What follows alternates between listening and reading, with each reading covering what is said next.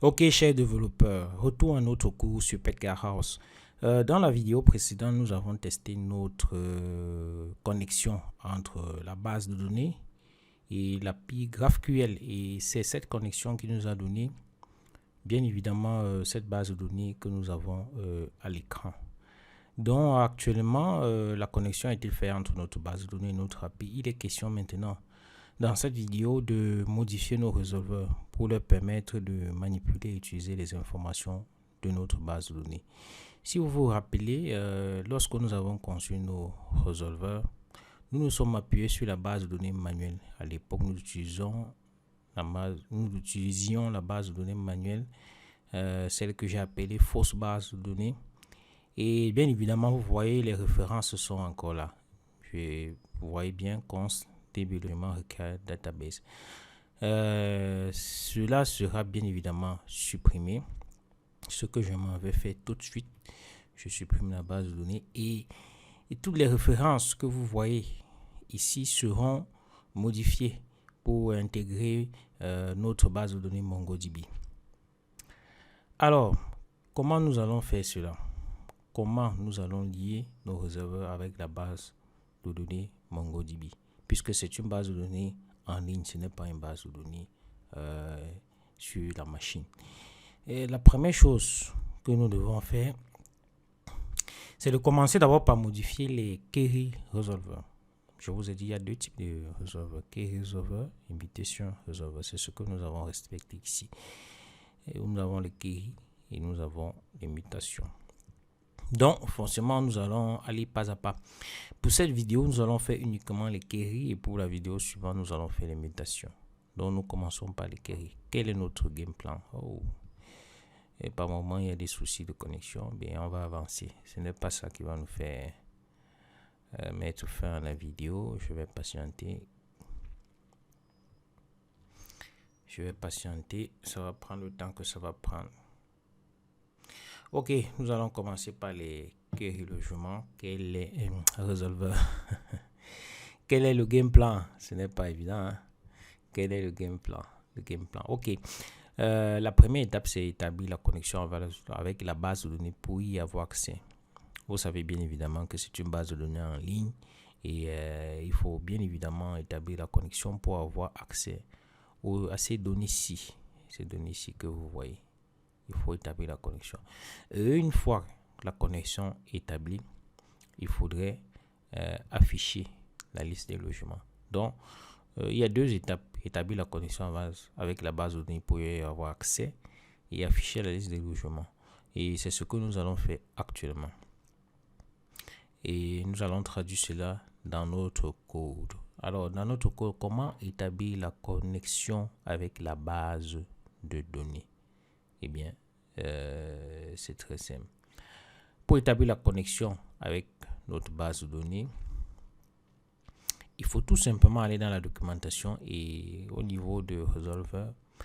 Vous voyez bien, je vous avais dit que les résolveurs ont 4 paramètres. Ce sont des fonctions avec 4 paramètres. Le premier paramètre, c'est parent. Deuxième, c'est hack. Troisième, c'est contexte. Et quatrième, c'est info. Alors, vous pouvez lire la documentation comme je l'ai faite. C'est l'occasion pour moi d'apporter une précision. La vidéo actuelle n'est pas, du moins, ce n'a pas été faite de façon continue comme vous pouvez voir actuellement. Il a fallu que je fasse beaucoup d'essais, d'erreurs, que je retourne énormément la documentation pour arriver à quelque chose de plus fluide comme vous pouvez le voir actuellement. Mais je dois dire que c'est cela à respecter le canevas que beaucoup de cours en ligne ne vous présentent pas. Parfois, pour arriver à des résultats, on peut passer des jours sur un domaine, on peut passer des heures et des nuits dans une documentation. Mais la façon dont c'est présenté, très fluide, peut vous donner l'impression que c'est vous le problème et que vous ne comprenez pas bien les choses. Non, c'est faux. Si vous êtes buté dans un point, prenez votre temps. Parfois, renvoyez à la journée suivante et prenez le temps. Vous verrez, vous arriverez à la solution. Pour revenir à notre cours, ce qui nous intéresse ici, c'est le troisième argument, le troisième paramètre de la fonction resolver contexte. Et bien, dans la documentation, on dit bien le contexte, c'est un objet partagé par tous les résolveurs. Donc, à partir du moment où vous définissez contexte, cela est partagé par tous les resolveurs. A object share across all resolvers that are executing for a particular operation. Et on précise bien, cela peut avoir les opérations liées au state, la gestion de l'état. Cela peut lier aux opérations d'authentification, data low instant, anything has to track across resolver. Donc, une fois que vous avez initialisé vos resolvers, initialisé contexte, tous les resolvers de votre API y ont accès. Donc, c'est ce que nous devons faire ici. Et lorsque nous allons dans les détails, nous voyons bien que Apollo dit to provide a context to your resolver, add a context initialization function to the Apollo server constructor.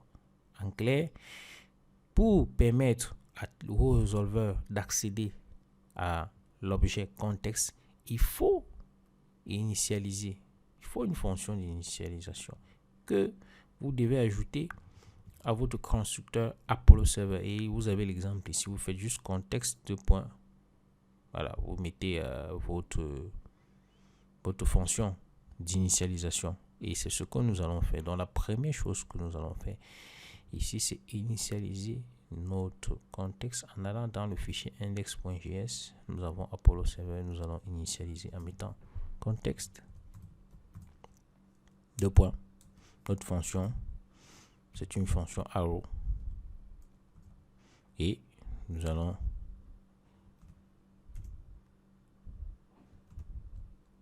connect DB. Connect DB, je pense, c'est la fonction que j'ai définie, la fonction de connexion à notre base de données s'appelait bien connect DB. Voilà, nous avons initialisé notre fonction connect DB. Je pense que j'ai bien mis. Est-ce que c'est comme ça que je devrais mettre ça là, en thème? Je vais essayer de changer. La déstructuration, c'est pas ma tasse. Je vais plutôt exécuter la fonction. Ok.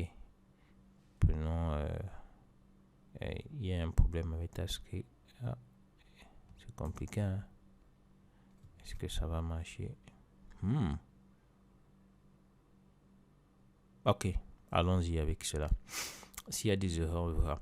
Bon, une fois que vous avez initialisé votre contexte en ajoutant Apollo Server, cette fonction-ci, la fonction connect, est disponible pour tous les résolveurs d'enfoncement. Ici, ici, Query a déjà accès à ces fonctions. D'ailleurs, c'est ce que j'ai fait en mettant ceci que vous voyez là. Le troisième paramètre ici signale que resolver doit être disponible pour cette fonction-ci. Donc, forcément, c'est ce que nous allons faire. Nous allons rendre cette fonction asynchrone parce que c'est une connexion en ligne.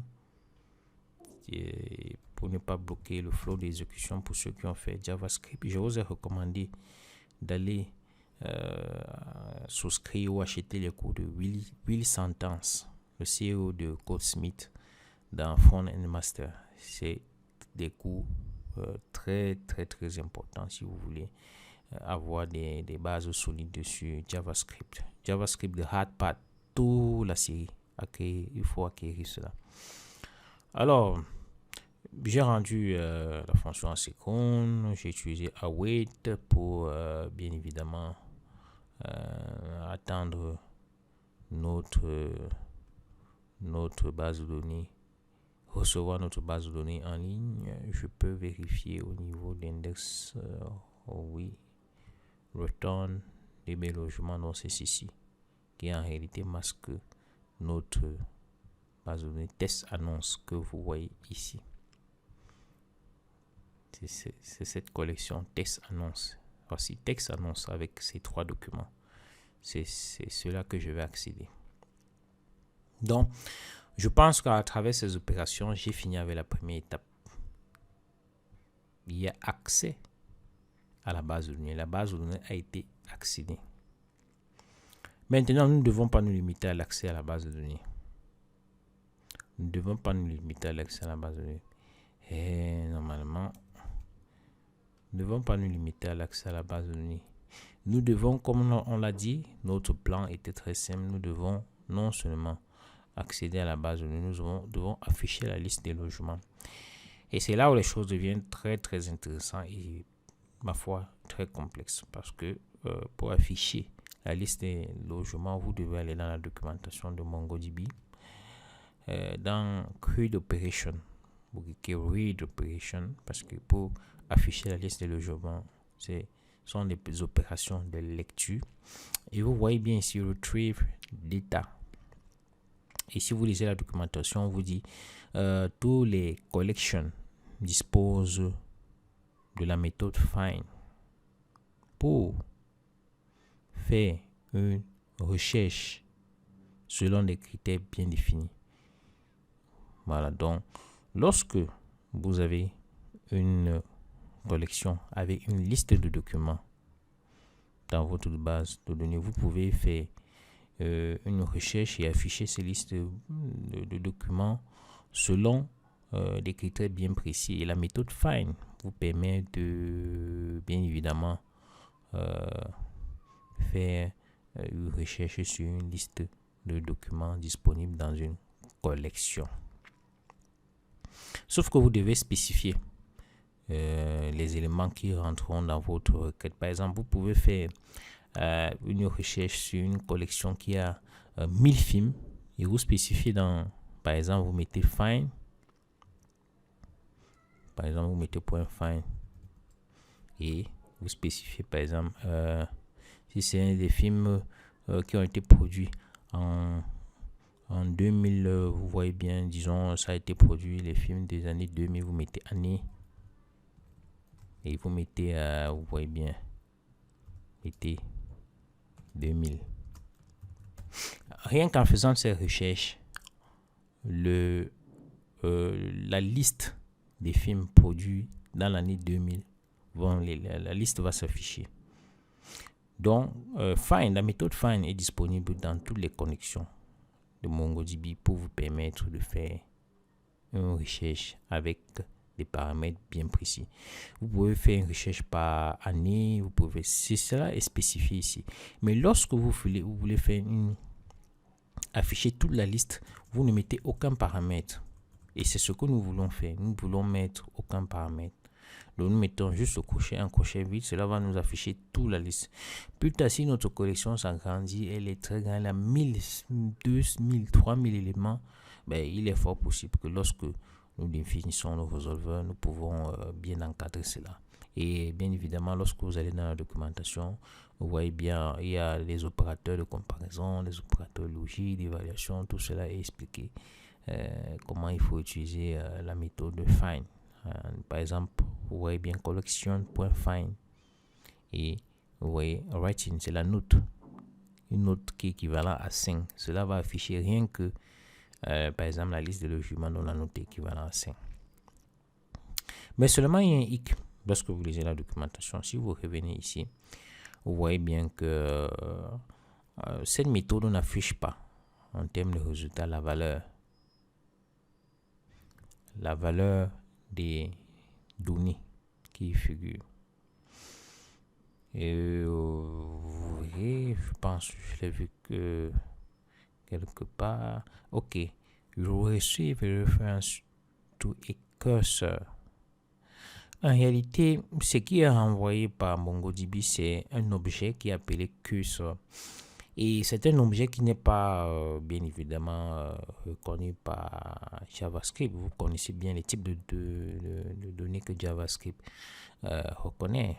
Il ne reconnaît pas le curseur.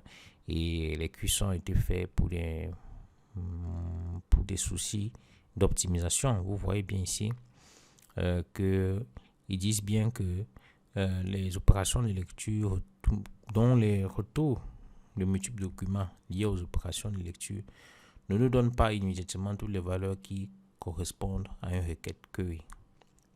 Et on a un objet appelé curseur.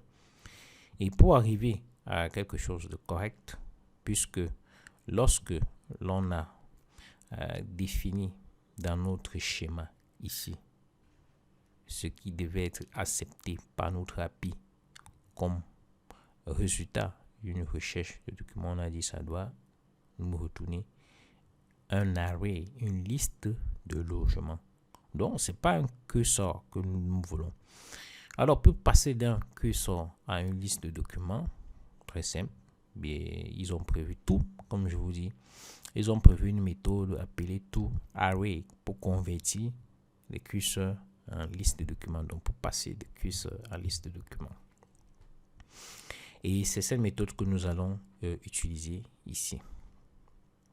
Je vous l'ai dit, ce n'est pas de la magie. Même lorsque vous verrez dans des cours à Udemy, tout ce que votre formateur fait, il sait juste bien lire la documentation. Il sait lire la documentation mieux que vous. Il est clair que pour arriver à cette connaissance de lecture de documentation, cela prend du temps. Mais je vous assure, si vous vous entraînez à lire la documentation et assez avec beaucoup d'erreurs, car cela ne manque pas, vous arriverez à de plus meilleurs résultats.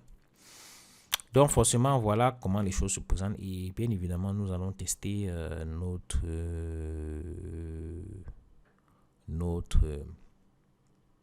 voilà, nous allons tester si cela marche bien ici. Alors, je vais cliquer. Je vais voir si ça donne quelque chose. Voilà. Il y a déjà une erreur. Expect non find one for field query point logement. Qu'est-ce qui se passe? Alors, comment analyser? Première chose, comme je l'ai dit, nous n'utilisons pas NodeMon. Vous vous rappelez bien, je vous ai parlé de NodeMon dans une vidéo présente. NodeMon est un outil qui a l'avantage, lorsque vous faites des modifications dans votre fichier, de faire la mise à jour. Donc, pour l'instant, nous n'utilisons pas NodeMon. Je n'ai pas voulu alourdir ce cours qui a l'ambition de vous présenter les choses de façon générale. Je n'ai pas voulu alourdir cela en y ajoutant plein d'outils, mais professionnellement, il faut retenir cet outil NodeMon qui est très utile pour mettre à jour les choses lorsque vous modifiez vos fichiers. Donc forcément, nous allons revenir et nous allons relancer notre serveur pour qu'il prenne en compte les différentes modifications. C'est ce que nous allons faire patienter. Et bien, il nous dit que le serveur est disponible. On va faire un autre essai et voilà.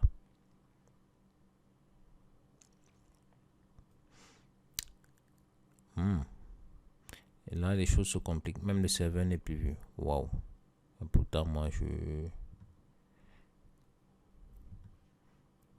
c'est bien évidemment à ce niveau que vous devez avoir vos talents de développeur. Qu'est-ce qui se passe avant que le serveur n'ait pas vu? L'erreur se trouve à quel niveau?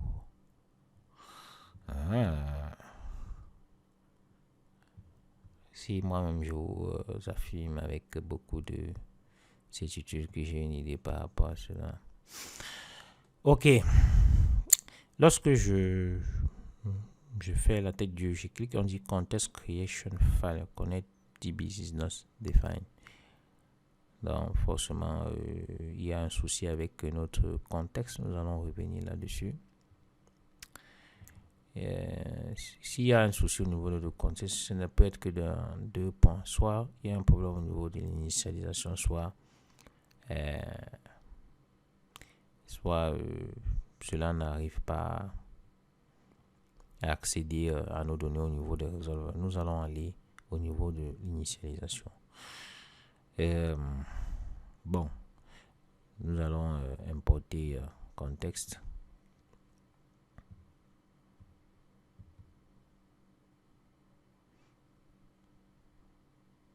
Je vais essayer d'aller encore dans la documentation pour regarder comment les choses se passent. Contexte argument.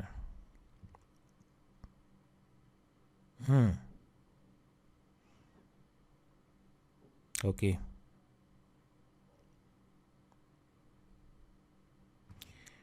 Ok. Bon. Revenons au contexte. Cela veut dire que mon contexte DB-Line n'arrive pas à voir cela. Où est-ce que j'ai pris ça? Donc, je vais bien évidemment importer. Import même const.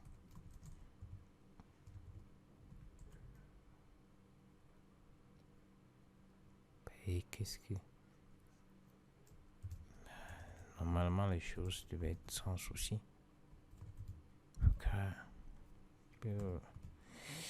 C'est pas évident, je vous assure, de se retrouver dans cette posture-là. En plein enregistrement vidéo.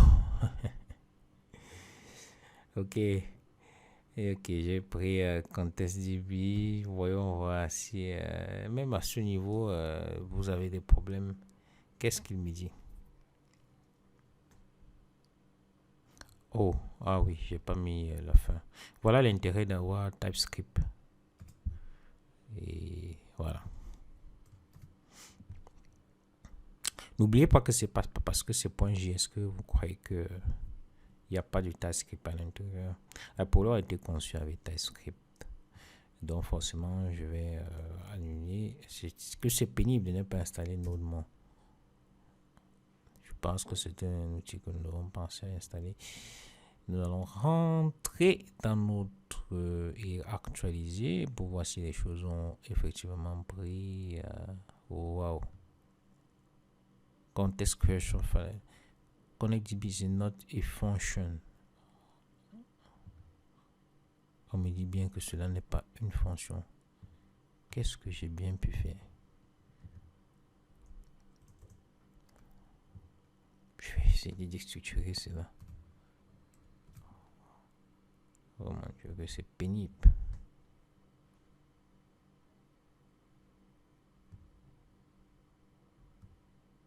Qu'est-ce qu'il faut faire à ce niveau? On va encore reprendre.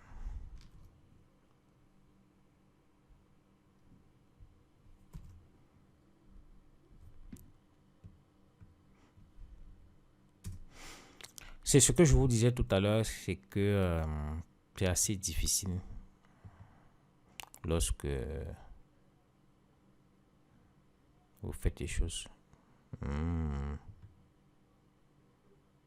Les logements et sinon se défendent. J'ai plus un problème de contexte, mais maintenant j'ai un problème où il n'arrive pas à trouver à quoi revient DB logement.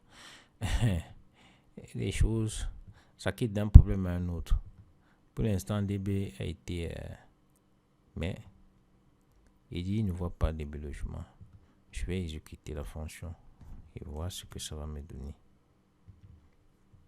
Parce que s'il ne voit pas DB logement, ça veut dire qu'il n'y a pas de retour au niveau de la fonction. Voilà.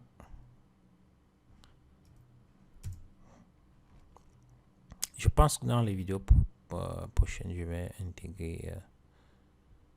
intégrer NodeMon.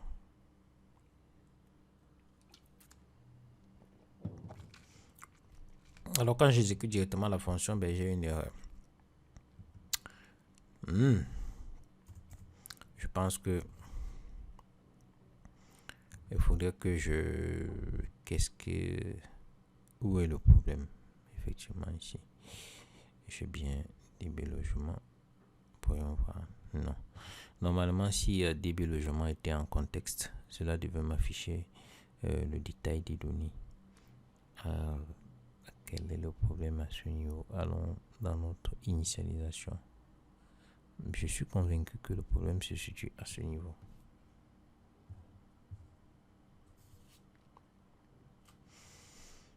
Je vais pas m'en sortir. Qu'est-ce qu'il y a lieu de faire? Faudrait réfléchir.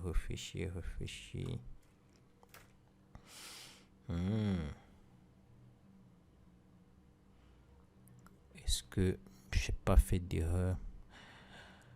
Je suis tenté de couper la vidéo, mais je pense que ce serait une très grave erreur de ne pas couper la vidéo.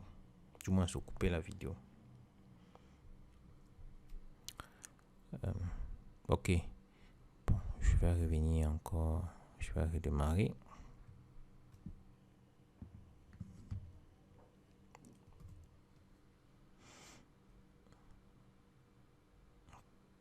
Je vais redémarrer. On va voir ce que ça va me donner.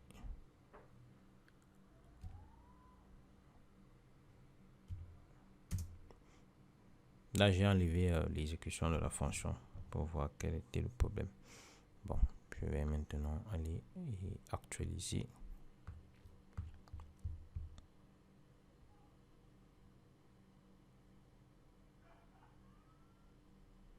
Et je vais cliquer à même erreur, DB logement is not defined. Alors, devant ce genre de situation, je vous assure, c'est des situations un peu compliquées. Je sais qu'il y a beaucoup de développeurs qui bien évidemment, comprennent de quoi il est question, mais je n'arrive pas à me retrouver. Qu'est-ce que je dois faire?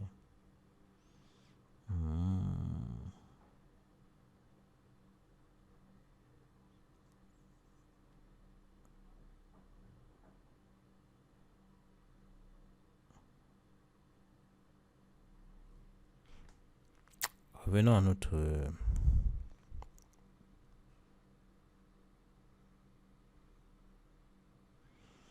Ok, je ne déstructure plus.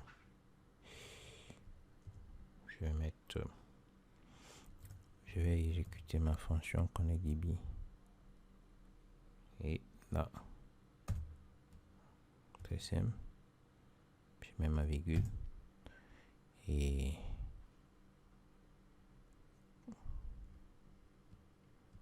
là, je vais déstructurer parce que c'est une fonction que j'appelle... Ok, c'est pas un fichier, c'est une fonction. Oui, la fonction ConnectDB. Et c'est pas comme ici, c'était tout un... Voyons. Ok. Bon, là maintenant, on va faire un dernier test. On fait CTRL-C.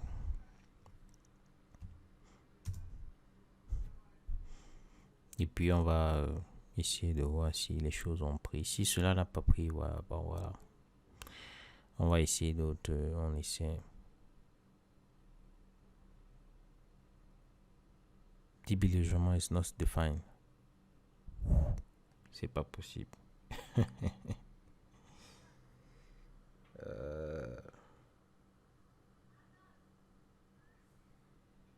Quel est le problème? Où est-ce que j'ai péché?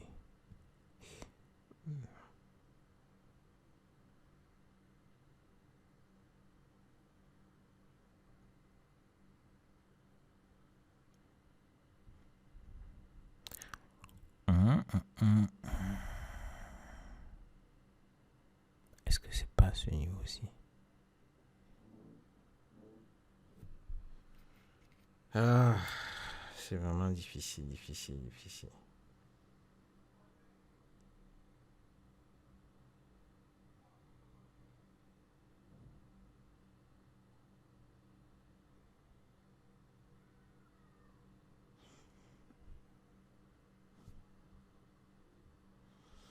Je vous assure, c'est difficile. J'ai de la peine à m'en sortir. Je vais aller regarder au niveau de...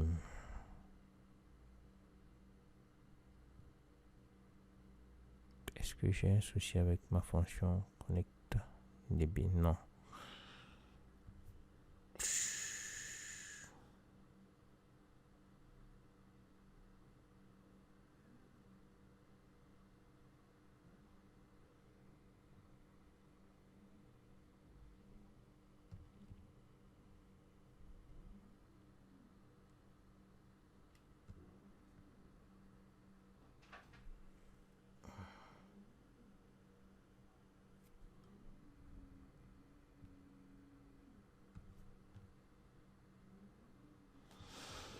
Ok. Dans ce genre de situation, bien évidemment, moi je suis totalement dos au mur. Et quelles que soient les méthodes que j'utilise, je n'y arrive pas. Donc, forcément, je vais devoir faire des recherches. On me dit bien que le début logement n'est pas défini. Et voilà. J'ai respecté la documentation et je suis totalement coincé. Et je vais devoir arrêter la vidéo à ce niveau et essayer de comprendre pourquoi je n'y arrive surtout pas. Et bien évidemment, vous apporter des solutions. On me dit bien, j'importe la fonction. Ok, début logement et je viens à résolver. Cela devait être disponible dans les contextes. Est-ce que c'est... Non.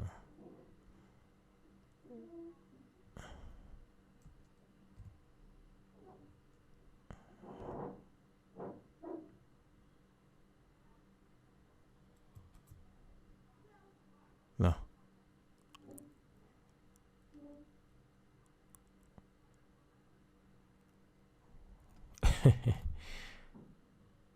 Ici on voit. Est-ce qu'on doit appeler cela dans le contexte? C'est déjà disponible, on n'a plus besoin d'appeler. Non, je pense pas que les choses se présentent ainsi. Ok, je pense que je vais arrêter la vidéo à ce niveau et je vous retrouve dans quelques secondes pour voir, qu'on voit ensemble qu'est-ce qui se passe. Moi, je vais faire des recherches et puis je vous retrouve. La vidéo, c'est la même vidéo qui va suivre. Donc, je vais joindre les deux vidéos pour que nous ne nous perdions pas. À tout de suite.